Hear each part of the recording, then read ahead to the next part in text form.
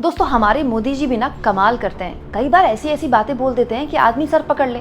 मुझे तो आज प्रधानमंत्री मोदी जब लाल किले की प्राचीर से स्वतंत्रता दिवस के मौके पर भाषण दे रहे थे, राष्ट्र के नाम संबोधन कर रहे थे, तो उन्होंने एक बात बोली जिसको सुनकर मुझे ऐसा लगा कि कहीं मोदी जी अपनी गलती तो नहीं मान रहे हैं। वो गलती जिसको लेकर बड़ी बड़ी बातें, बड़े बड़े दावे मोदी जी ने किए थे। आखिर मोदी कौन से ऐसे मुद्दे पर बोले जिसको सुनकर सुनने वाले अपना सर पकड़ लेंगे।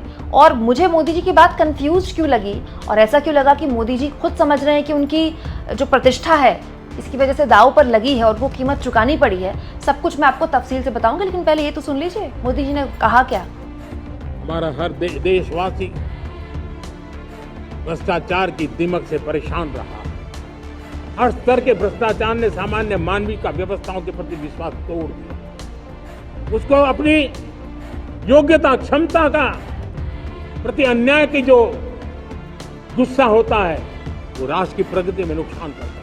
और इसलिए हमने व्यापक रूप से भ्रष्टाचार के खिलाफ एक जंग छेड़ा है। मैं जानता हूं इसकी कीमत मुझे चुकानी पड़ती है, मेरी प्रतिष्ठा को चुकानी पड़ती है, लेकिन राष्ट्र से बड़ी मेरी प्रतिष्ठा नहीं हो सकती है। राष्ट्र के सपनों से बड़ा मेरा सपना नहीं हो सकता। और इसलिए ईमानदारी के साथ भ्रष्टाचार के खिलाफ मेरी लड़ाई जारी रहेगी, तीव्र गति से जारी रहेगी और भ्रष्टाचारियों पर कार्रवाई जरूर होगी। मैं भ्रष्टाचारियों के लिए भय का वातावरण पैदा करना चाहता हूं ताकि देश के सामान्य नागरिक को लूटने की जो परंपरा बनी है उस परंपरा को मुझे रोकना है। चलिए अच्छी बात है, प्रधानमंत्री आखिर मानते तो हैं कि करप्शन की जो लड़ाई है उसमें उनकी प्रतिष्ठा दांव पर लगी है।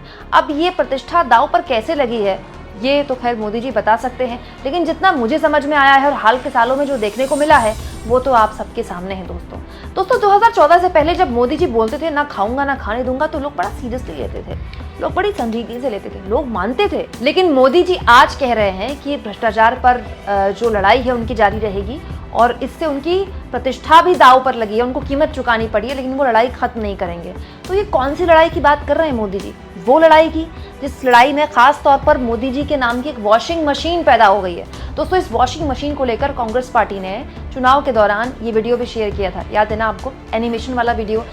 इस वीडियो में मोदी जी नाम की खास वॉशिंग मशीन तैयार की गई थी, बीजेपी वॉशिंग मशीन नाम से, जिसमें मोदी जी तमाम उन दागियों को अंदर डाल रहे थे जिन पर अलग अलग तरह के करप्शन के केसेस हैं। ये अलग अलग पार्टियों के नेता हैं जो कि बीजेपी में या तो शामिल हो गए या बीजेपी के साथ गठबंधन कर लिया या फिर बीजेपी के साथ सरकार बना ली और उसके बाद या तो इनके दाग धुल गए या केसेस खत्म हो गए या फिर केसेस ठंडे बस्ते में चले गए। यही नहीं दोस्तों, कांग्रेस पार्टी ने तो बाकायदा एक प्रेस कॉन्फ्रेंस की थी जिसमें पवन खेड़ा ने ये वॉशिंग मशीन रखकर डेमो बताया था कि देखिए यहाँ से जो दागी है वो डाला जाता है और यहाँ से बीजेपी की वॉशिंग मशीन से धुलकर निकला आता है। ऐसा एक प्रदर्शन आम आदमी पार्टी ने भी किया था। दोस्तों इस वॉशिंग मशीन को लेकर इतनी बातें हो गई थी, राजनीतिक तौर पर ये इतनी बड़ी चर्चा का विषय बन गया था कि इस वॉशिंग मशीन को लेकर इंडियन एक्सप्रेस ने एक आर्टिकल छाप दिया था। बाद में असम के मुख्यमंत्री हेमंत बिस्वा शर्मा ने अपना नाम इस आर्टिकल में होने की वजह से लीगल एक्शन ले लिया था इंडियन एक्सप्रेस पर। इस आर्टिकल में बताया गया था कि कैसे 2014 से लेकर अब तक 25 ऐसे अलग अलग विपक्षी दल के नेता हैं जो बीजेपी में या तो शामिल हुए या बीजेपी के साथ सरकार बना ली या गठबंधन कर लिया, तो उनके केसेस खत्म हो गए। 25 में से 23 के साथ ऐसा हुआ है। और इसके अलावा भी इंडियन एक्सप्रेस ने अपने दूसरे पन्ने में विस्तार से पूरा एक पन्ना डेडिकेट किया था जिसमें राजनीतिक दल का नाम, उस नेता का नाम, उस केस का जिक्र था और ये बताया गया था कि जब तक वो बीजेपी में नहीं थे तो उन पर कभी ईडी कभी सीबीआई के केसेस थे और जैसे ही वो बीजेपी में शामिल हुए तो सारे केसेस खत्म हो गए। चुनाव के दौरान भी ऐसे कई केसेस हमने देखे, ऐसे कई नेता देखे जो बीजेपी में शामिल हुए और उसके बाद उनके केसेस खत्म हुए। दोस्तों कुछ वक्त पहले महाराष्ट्र में मोदी जी एक भ्रष्टाचारी को जेल भेजने की बात कर रहे थे, अजित पवार को निशाने पर ले रहे थे और कुछ दिन बाद बीजेपी ने उनके साथ जाकर सरकार बना ली, अजित पवार को डिप्टी सीएम बना दिया।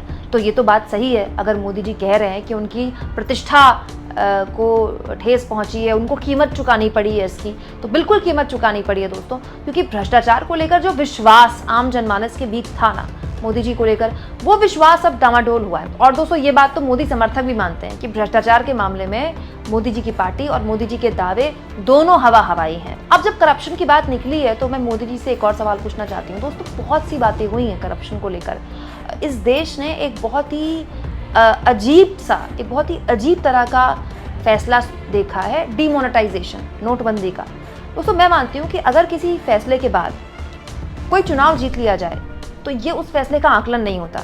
जब नोटबंदी हुई थी तो ये कहा गया था कि काले धन पर लगाम लगाने के लिए नोटबंदी की जा रही है, ठीक है। दोस्तों श्वेता सिंह और सुधीर चौधरी जैसे एंकरों ने तो ये भी बोला कि चिप लगी है नोट में, ठीक है। 2000 के नोट के चिप मामलों के जानकार बन गए थे दोनों। लेकिन आज तक क्या मोदी सरकार ये बता पाई है कि नोटबंदी से देश को क्या मिला?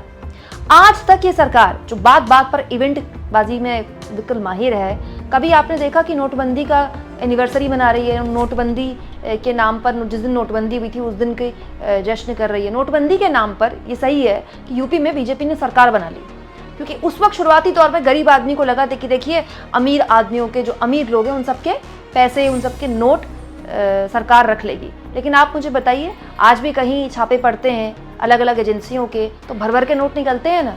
तो भ्रष्टाचार को लेकर जो इतना भीषण फैसला लिया गया, जिसकी वजह से जो स्मॉल एंड मीडियम बिजनेसेस थे देश के, उसको इतना नुकसान पहुंचा कि वो आज तक उस नुकसान से बाहर नहीं आ पाए। पहले डिमोनेटाइजेशन हुई, फिर जीएसटी हो गई और उसके बाद कोरोना आ गया।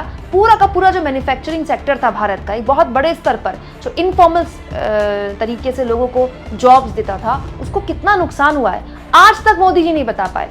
कि जिस नोटबंदी को लागू किया गया था ये कहते हुए कि हमको भ्रष्टाचार पर लगाम लगानी है, उसने कितना भ्रष्टाचार खत्म किया, कितना काला धन खत्म किया। तो अगर मोदी जी ये मानते हैं कि उनको इसकी कीमत चुकानी पड़ी तो शायद वो ठीक कह रहे हैं। और मुझे तो लगता है मोदी जी अपनी गलती मान रहे हैं कि जिस तरह से करप्शन को लेकर बड़ी बड़ी बातें उन्होंने कही थी और अभी भी वो कह रहे हैं कि भ्रष्टाचार के खिलाफ उनकी लड़ाई जारी रहेगी। तो कौन सी लड़ाई है ये? लड़ाई इतनी सेलेक्टिव क्यों है कि कोई दूसरी पार्टी में होता है तो वो करप्ट होता है, वो भ्रष्टाचारी होता है, वो आपकी पार्टी में शामिल होता है, आपके साथ हाथ मिला लेता है तो उसके सारे दाग धुल जाते हैं। दोस्तों अभी कुछ वक्त पहले दिल्ली की प्रगति मैदान में एक टनल बना था, याद है आपको? मोदी जी ने वहाँ पर उसका जायजा लिया था अकेले। मोदी जी स्वच्छ भारत अभियान के तहत वहाँ पर एक प्लास्टिक की बोतल भी उठा रहे थे। बड़ी बड़ी बातें कही गई थी कि टनल क्या कमाल का टनल है, ये जाम से मुक्ति मिल जाएगी, फलाना ढिमकाना। मोदी जी भी आए थे कार्यक्रम में। दोस्तों आज दिल्ली में अगर 3 घंटा या 2 घंटा बारिश हो जाए ना तो वो टनल बंद हो जाता है, उसमें पानी भर जाता है। अब मुझे ये बताइए, ये किसने पैसा खाया? ये कौन सा भ्रष्टाचार हुआ था? ये किसके नाम पर टेंडर बांटे गए कि ये जो करोड़ों रुपए के टनल बनते हैं, जिसका उद्घाटन मोदी जी करते हैं, जहाँ फोटो मोदी जी जाके खिंचवाते हैं, उन टनलों में पानी भर जाता है, 2 घंटे की बारिश नहीं झेल पाते आप। अब बताइए करप्शन नहीं है तो क्या है? और उसके बावजूद भी मोदी जी कह रहे हैं कि करप्शन के खिलाफ उनकी लड़ाई जारी रहेगी। न जाने ये कौन सी लड़ाई है दोस्तों जो पता नहीं कहाँ हो रही है, जिसकी जानकारी केवल मोदी जी को है। दोस्तों आप इस मुद्दे पर क्या सोचते हैं? क्या वाकई में करप्शन को लेकर मोदी जी जो बातें बोल रहे हैं उनमें कोई सच्चाई होती है या खाली खोखली बातें होती हैं? वो कमेंट बॉक्स में जरूर लिखें और जितना हो सके चैनल को शेयर करें, सब्सक्राइब करें और थैंक्स फॉर ज्वाइन। ये 2 ऑप्शन है दोस्तों जिसके जरिए आर्थिक तौर पर भी आप चैनल के हाथ मजबूत कर सकते हैं।